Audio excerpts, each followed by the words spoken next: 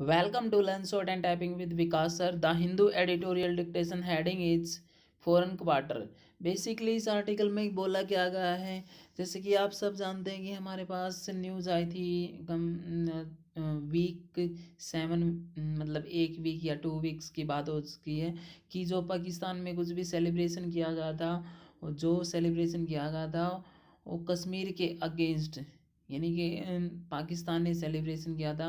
और कुछ हमारी कंपनीज ने वहाँ पे कमेंट किया था पाकिस्तान की तरफ से कि भाई जो आपका सेलिब्रेशन है काफ़ी अच्छा सेलिब्रेशन है, वहाँ पे कमेंट किया था। और अब उन्होंने उनसे माफ़ी भी मांग ली थी बाद में इंडिया से उन्होंने।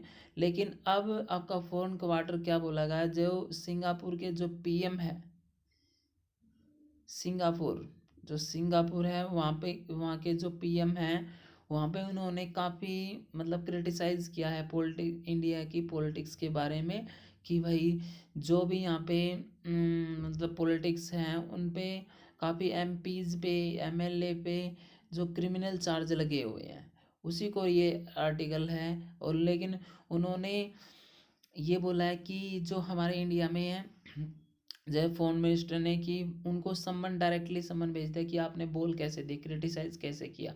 अब सिंगापुर के कमिश्नर को अब यहाँ पे बुलाया गया है, उनसे बातचीत होगी कैसे क्या किया उन्होंने, उसी को लेकर ये आर्टिकल आपका काफ़ी इंपॉर्टेंट आर्टिकल है भी। India must show maturity, India को अपनी मेजोरिटी को शो करना चाहिए in response to international criticism, जो इंटरनेशनल क्रिटिसिज्म आया ऑफ इंटरनल मैटर्स पे। ओके, इसको हम डिटेल में डिक्टेट करेंगे @100 वर्ड पर मिनट। स्टूडेंट, अगर आपका कोई भी आपका मतलब अगर मैं आपको अच्छी तरह से मैटर समझा देता हूँ तो अच्छी तरह से आपको समझ में भी आता है, और उसकी आउटलाइन आपको काफ़ी एक मैटर को समझ के करते हो ना, सो डिक्टेशन को आप, तो काफ़ी अच्छा रहता है। Okay, be ready, start. Close on the heels of the government's sharp summons to the South Korea ambassador over social media post by private companies, the MEA summoned the Singapore High Commissioner following a speech earlier this week by the Singapore Prime Minister Lee Hsien Loong, where he had said there has been a decline in political probity in India after Prime Minister Nehru's tenure. He warned that Singapore must stamp any political corruption if it is to not go down that road. The speech was an unexpected broadside despite the high praise for Nehru the government felt, and one which merited raising the issue of the uncalled for remarks with the Singaporean diplomat.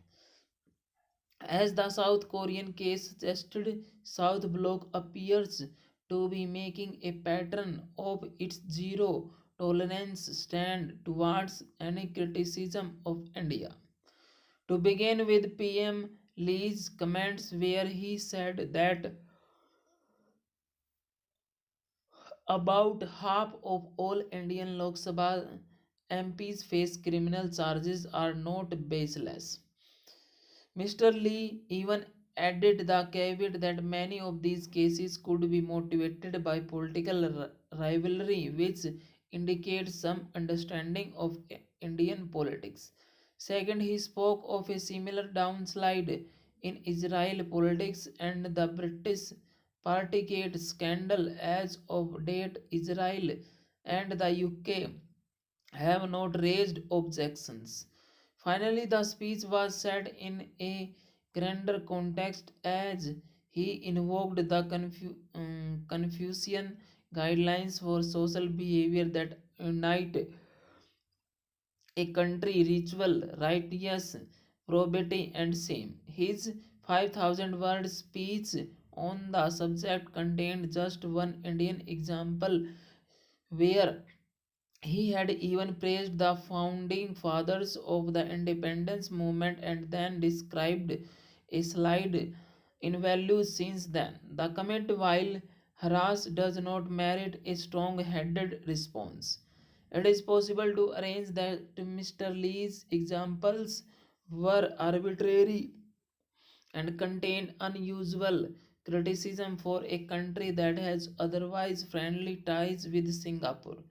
Given that the issue at hand was a breach of privilege matter in the Singaporean parliament where an opposition member had been found guilty of lying in the house, the Indian mention was certainly not required. It is even possible to argue that Singapore's very controlled version of democracy cannot be compared to India's more vibrant democratic traditions. However, the strong reaction New Delhi displayed evinces an insecurity about just these traditions. The fact that it comes on the back of a series of other summons, demarches, and statements reacting to other governments for speaking about India's internal matters adds to this impression, especially given that the Modi government frequently comments on the internal issues of its own neighbors. While this event is unlikely to cause more than a ripple across the broader historically deep bilateral relationship with Singapore, the government must avoid an international reputation that lends itself to the Shakespearean's line that it doth protest too much. Full stop.